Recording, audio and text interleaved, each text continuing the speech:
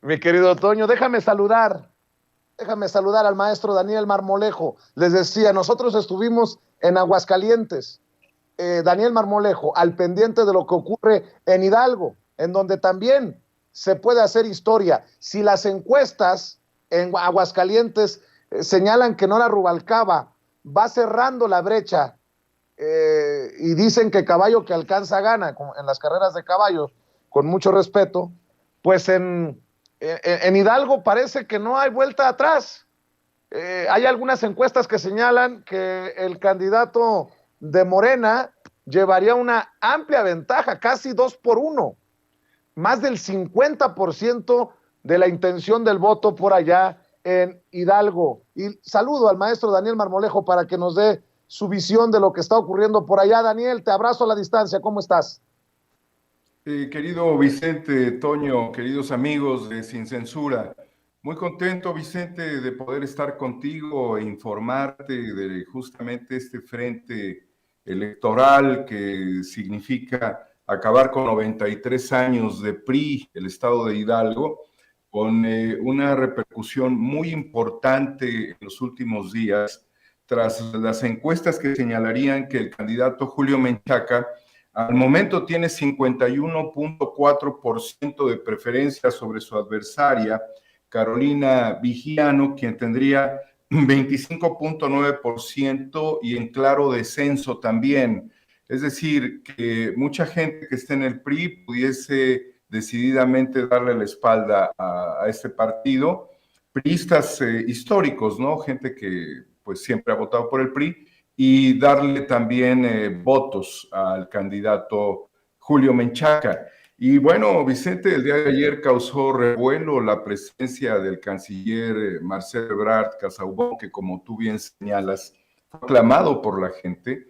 En los mítines le gritaron presidente, presidente, presidente. Nos hizo recordar lo que se coreaba siempre con Andrés Manuel López Obrador en distintos momentos de la historia de México. Significa que trae mucha fuerza a Marcelo Ebrard. Yo imaginaba que se iba a aparecer en algún momento y lo hizo justamente el día de ayer. Y bueno, pues los mítines fueron saturados de gente. De hecho, todos han estado con una amplísima participación a reventar, y la oposición pues quiere jugar un poco de forma malévola, pues señalando acarreo y hasta fabricándole un supuesto gabinete al candidato, pues que él ya rechazó, ¿no? Él ha señalado, y esto es muy importante decirlo, que no va a actuar absolutamente en contra de la gente. El mensaje de Julio Menchaca es un mensaje integrador, es un mensaje donde se dirige a los trabajadores, ha estado presente los sindicatos, los evidentemente electricistas que siempre han estado en la lucha con Andrés Manuel López Obrador en décadas, desde el desafuero.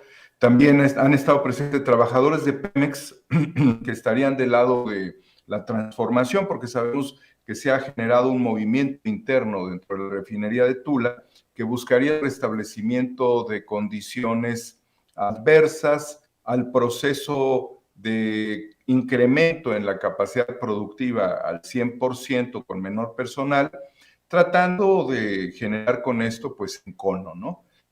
Algo que también me llamó mucho la atención, pues es la presencia de la diversidad sexual, la presencia de los campesinos, que ha sido más del 30% de la población en Hidalgo es de origen rural e indígena, entonces también hemos podido ver estas expresiones.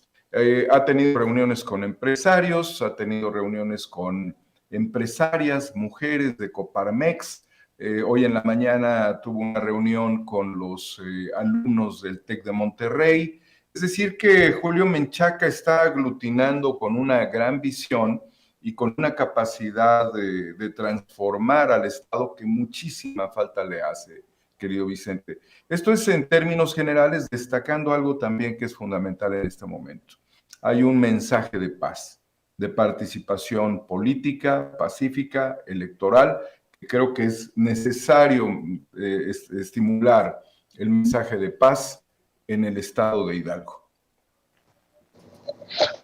Así es. Oye, y mientras Marcelo Ebrard es coreado presidente en Hidalgo, qué soberbio, hasta envalentonado Ricardo Monreal. No sé si ya escuchaste sus declaraciones, Daniel Marmolejo, que el presidente tendrá que escoger uno de sus tres candidatos para que se enfrente conmigo. A ver, palabras más, palabras menos. Vamos a escuchar las declaraciones de Ricardo Monreal, el coordinador de los senadores de Morena y el presidente de la Junta de Coordinación Política ahí en el Senado de la República. Bienvenido. Me parece que el presidente tiene una opinión y el presidente prácticamente lo empujó. Es una buena noticia para él. Está la gobernante de la Ciudad de México, está el secretario de Relaciones Exteriores y ahora el secretario de Gobernación. Entonces tendrán que escoger uno de ellos para que se enfrente conmigo. ¿Cómo ves la soberbia de Ricardo Monreal? Me imagino que enojado porque el presidente el viernes no lo mencionó en la lista de presidenciables y en algún momento, pues, como lo hemos platicado aquí en Sin Censura, Daniel Marmolejo le dio un espaldarazo importante a su secretario de Gobernación, Adán Augusto López Hernández, frente a legisladores y legisladoras de la coalición Juntos Hacemos Historia. Vicente, el presidente está manejando sus fichas, como regularmente se menciona en el ámbito de la política, y lo hace desde luego con el conocimiento de todos los perfiles que él obviamente ha presentado como posibles candidatos. No significa que todos lo vayan a hacer, pero habrá que esperar el momento. Pero las elecciones ya se anticiparon desde el fervor ciudadano de este proceso electoral que evidentemente puede generar un impacto muy grande para que en el 2024, como lo señaló el presidente de la República, van a aplastar a la oposición, esa fue su palabra. Entonces, aplastar a la oposición significa también cómo se decantan las estructuras políticas y los personajes. Y lo que hemos visto en un gran sentido es ese juego, pues no sé hasta qué punto pernicioso o morboso o muy personalizado de Ricardo Monreal, queriendo establecer su propio juego, su propio dominio. Es una característica de nuestro sistema político el que hay mucha personalización del fenómeno en los congresos, y más cuando has sido presidente o coordinador parlamentario de Morena, o cuando has presidido la Cámara de Diputados, se vuelven figuras importantes. Y además, Monreal ha funcionado también para apaciguar los climas contradictorios de un lado y del otro, no solamente de un lado. Le ha dado su coba al PRI, le ha dado su coba al PAN, ha sacado a Eduardo Medina Mora por la puerta de atrás sin ningún juicio. Él es parte de los que impulsaron el triunfo en la terna de Alejandro Gertz Manero. Es decir, que él ha sido un personaje artífice dentro de la Cámara de Senadores. Ha impulsado, desde luego, también la reforma del presidente, pero tiene muchas contradicciones desde el momento en el que quiso ser jefe de gobierno de la Ciudad de México y no lo consiguió, y desde luego cómo alineó Ricardo Monreal pues sus fichas en la Ciudad de México con opositores a compañeros históricos del partido que permitieron pues la llegada de jefes delegacionales y de otras figuras totalmente negativas y opuestas. Es decir, en la delegación que antes era la delegación Cuauhtémoc, que ahora es la alcaldía Cuauhtémoc, él se las cobró porque él fue alcalde de la Cuauhtémoc, recordémoslo, y se la cobró con una imposición a través de un juego político que terminó sacando pues a Morena de esta posición tan importante. Es increíble, pero fíjate cómo es el poder político. Es increíble que la jefatura o la alcaldía en donde vive el presidente de la República no pertenece a Morena. O sea, este es el juego de Ricardo Monreal y obviamente él tiene muchos anhelos de ser presidente de la República. Yo creo que aquí es en donde entramos ya en el terreno psicológico de los personajes ¿Hasta qué punto los políticos llegan a proyectar un escenario de sí mismo, personificando el ideal máximo de la representación política popular, como es la silla presidencial, esa posición? Monreal aspira a ser presidente de la República.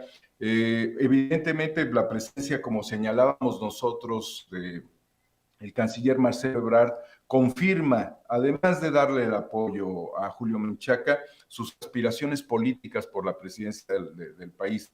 Claudia Sheinbaum, naturalmente lo mismo, y aunque ha sido una figura, digamos, bastante atemperada, pero con muchos juegos en los hilos políticos, el secretario de Gobernación también. Me han reclamado, y con razón, muchas personas que en un programa no mencioné a Noroña. ¿Y por qué se me escapó Noroña? No porque me caiga mal, como pudieran pensar, para nada. Noroña me parece uno de los mejores legisladores que tiene nuestro país.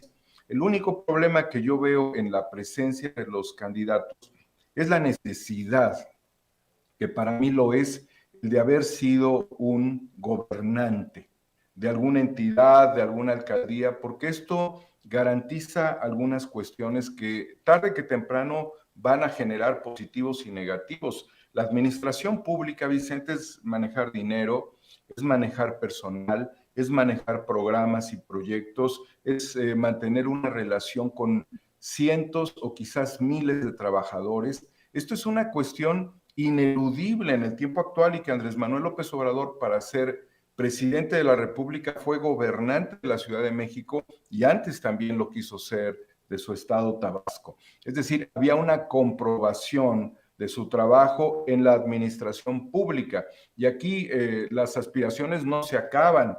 Monreal fue gobernante en Zacatecas, ahora su hermano lo es. Ellos ya son de una tendencia feudal, la verdad, es así. Y en el caso de Adán Augusto, pues viene naturalmente del gobierno de Tabasco, que no concluyó su proceso para poder integrarse a las filas del presidente de la República. Y Claudia Sheinbaum lo es, y Marcelo Ebrard lo fue, y también tenemos los enormes problemas que a un año de la línea 12 se están en tribunales estas causas que son muy, muy delicadas. Entonces, el tamiz para poder ser, creo yo, un aspirante a la República, además de ser un extraordinario parlamentario, que qué bueno, también requiere esa condición, pero eso es mi pensamiento. No significa que nadie más lo pueda intentar, como por ejemplo Rocío Nale, que pudiera decir, bueno, a mí me interesa, ¿no? A lo mejor a ella le interesa Veracruz, no lo sé, pero es una posibilidad también luchar en el terreno de la política por una aspiración presidencial. No veo muchos más, integro desde luego al compañero, como él le dice, compañero presidente, al compañero Gerardo Fernández Noroña, porque es, a mi juicio, el mejor legislador que hay en este momento. Obviamente hay que contrastar otro aspecto también en el ámbito legislativo, que son las iniciativas que presentan los legisladores. Es allí donde proyectan sus ideas y que tienen que ver con reformas a la Constitución.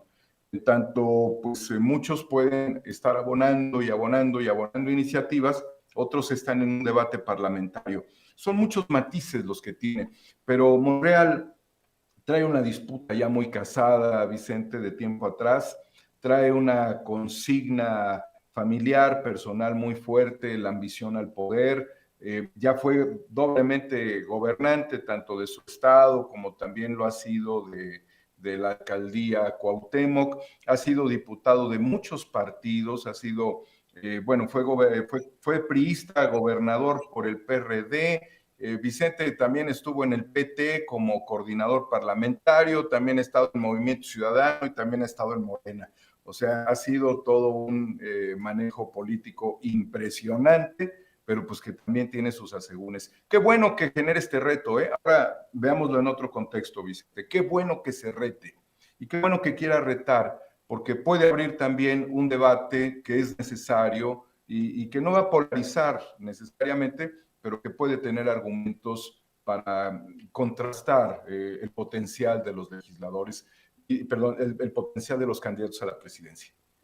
Oye, Daniel, y para cerrar, el presidente este fin de semana, en el marco del Día del Trabajo, dijo que en el 2024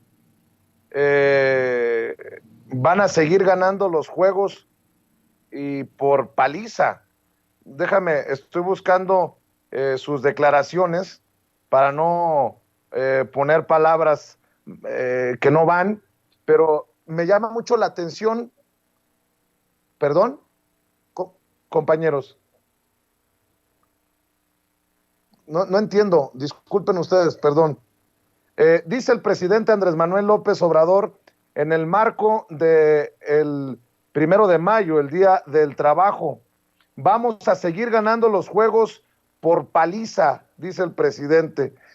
Me están avisando el equipo de producción que tenemos las declaraciones. Si gustas, Daniel, las vemos y las escuchamos y cerramos con tu reflexión, tu análisis, porque creo que la gran pelea en el 2024 no será de la coalición Juntos Hacemos Historia, Morena, Verde, PT, hacia la oposición MAC-PRIAN-RD, sino que será todo. La gran pelea será al interior de la coalición por los grandes personajes que aglutina la coalición gobernante y la falta de cuadros de personajes de peso en la oposición totalmente derrotada. Esto fue lo que dijo el presidente.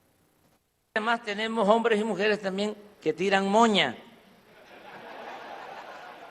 que no solo es la recta, sino curva y scurvball y otras pichadas, que no son fáciles de batear. Lo que sí les puedo decir es que vamos a seguir ganando. Sí, vamos a seguir ganando los juegos por paliza.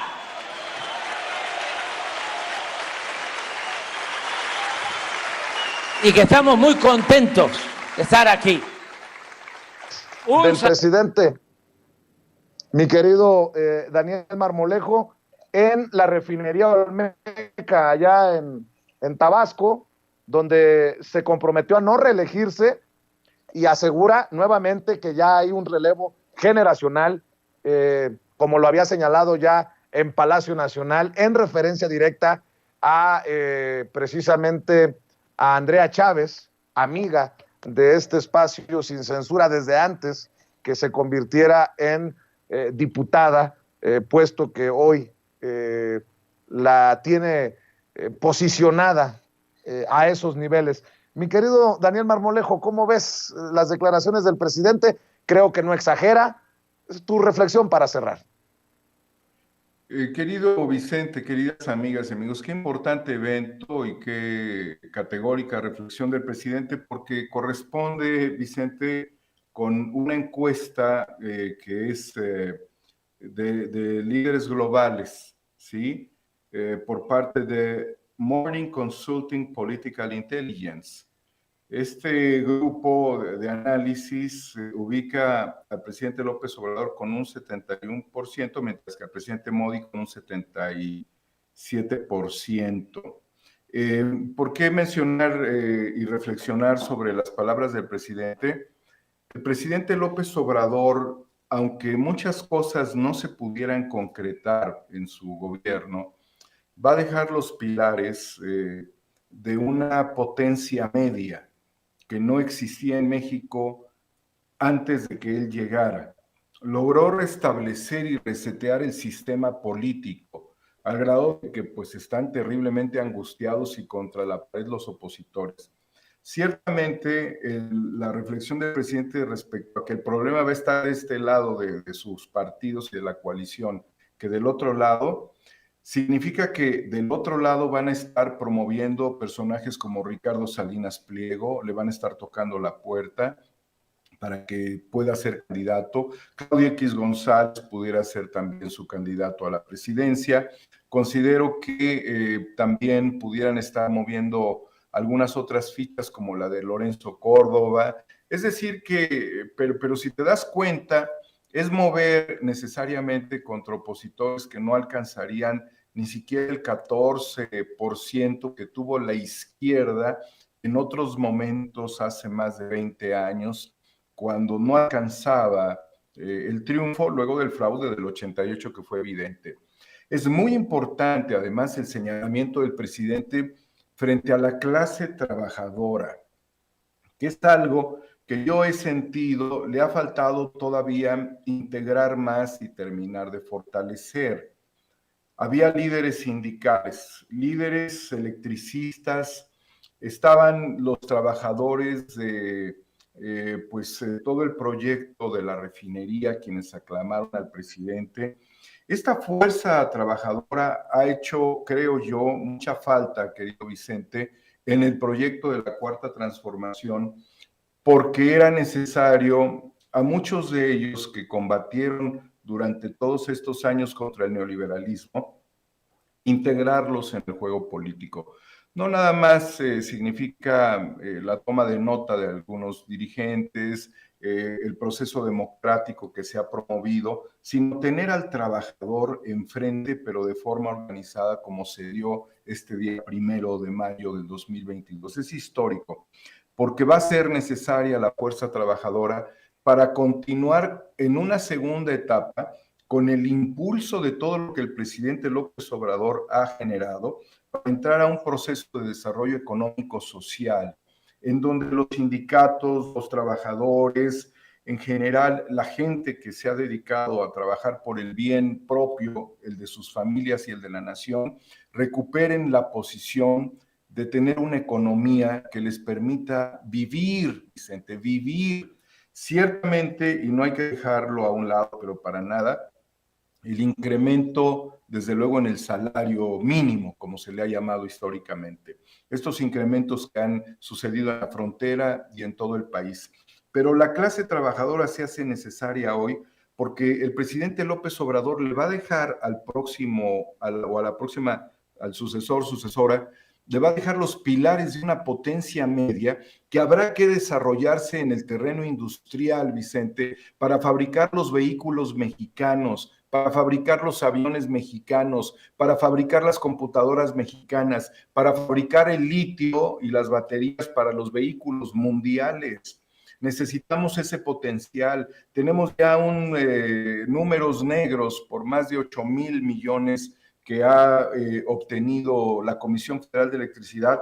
Es el momento de que CFE haga la recontratación laboral de los trabajadores de luz y fuerza del centro. Es el momento, porque necesitas todo este potencial pues para mandar a la goma Iberdrola y a todos estos neoliberales. Aquí se les acabó el pastel a las empresas españolas, a las empresas saqueadoras, se les acaba el pastel y se les tiene que acabar el pastel a los saqueadores canadienses de las minas y a las empresas chinas que también vienen por el litio, como Ganfeng. Necesitamos entonces este potencial y el mensaje de ayer no solamente es aplastarlos, que va a suceder, sino impulsar el gran proyecto industrial de México hacia el siglo XXI. Y necesitamos más ingenieros. Aquí, antes de acabar con los institutos de investigaciones, hay que resetear también los institutos de investigaciones, pero no desaparecerlos, porque es más fácil ver un instituto de investigaciones de manera directa como Pueblo, que pone atención, que si se integran solamente a CFE o si se integran a Pemex y se diluyen y no los vemos. Los centros de investigación son los centros de la gente pensante que tiene que interactuar interinstitucionalmente y que evitarían que termináramos nada más comprando tecnología. Y en ese sentido, la hazaña de la refinería o de Maya Olmeca, que se está haciendo esta gran refinería en el sureste de México, requiere otro factor, Vicente. Todo esto fue armar una refinería con empresas extranjeras, con contratos de 10, 15, 20, 30 años, no lo sé. Pero aquí es una cuestión armarla y otra cuestión es tener la tecnología para no depender de ello. Por eso aplastar significa el inicio del gran proyecto de desarrollo científico, técnico, industrial de México para el siglo XXI. Esa sería la gran hazaña, y ahí es en donde yo quiero escuchar el discurso de Marcelo, el discurso de Noroña, el discurso de Claudia, el discurso de Adán Augusto, el discurso de Monreal, el discurso de Rocío Nale, de quienes tengan que ser los candidatos. Pero hablemos de verdad, Vicente.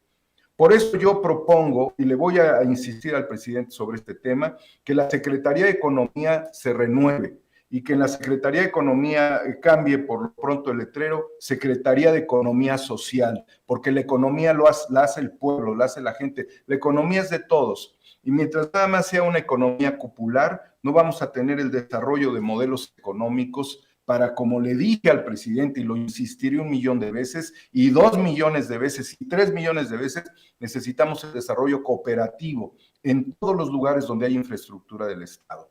Entonces, ya hablaremos de México como potencia, Vicente, y hablaremos de justicia social.